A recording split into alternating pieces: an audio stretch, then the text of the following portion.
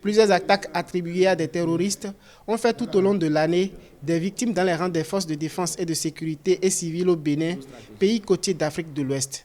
Phénomène nouveau au Bénin, les actes terroristes en Afrique de l'Ouest étaient jusque-là recensés au Mali, au Burkina Faso, au Niger et au Nigeria. En ce qui concerne le Bénin, les chiffres révèlent une dizaine d'attaques meurtrières entre les mois de janvier et fin décembre 2022.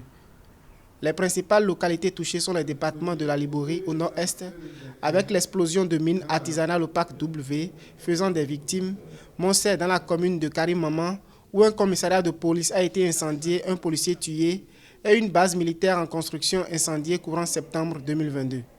Malanville avec l'attaque d'un poste de douane faisant 2 victimes civiles, et le département de la Takora au nord-ouest frontalière au Burkina Faso dans les communes de Materi et Kérou.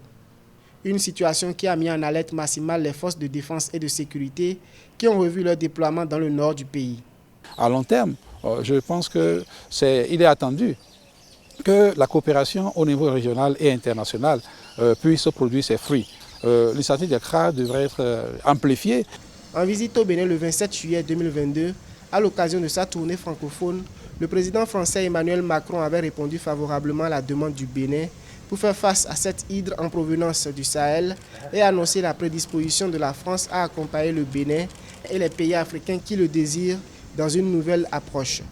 La mise en œuvre d'un cadre formel de commande de matériel militaire par le Bénin a été annoncée.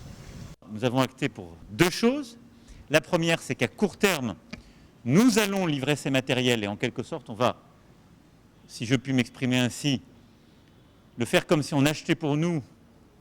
Et donc on va regarder en fonction des besoins et ça va se faire d'armée à armée pour répondre aux besoins de très court terme. Pour faire face à la menace terroriste, le Bénin avait annoncé un plan de retrait progressif de ses forces de défense et de sécurité engagées au Mali de novembre 2022 à fin 2023 et le renforcement de l'effectif et des capacités de ses soldats et policiers.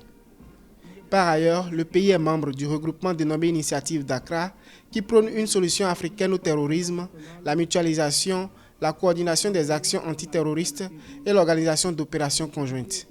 Elle est constituée de 6 pays dont la Côte d'Ivoire, le Ghana, le Togo, le Bénin, le Burkina Faso et le Niger.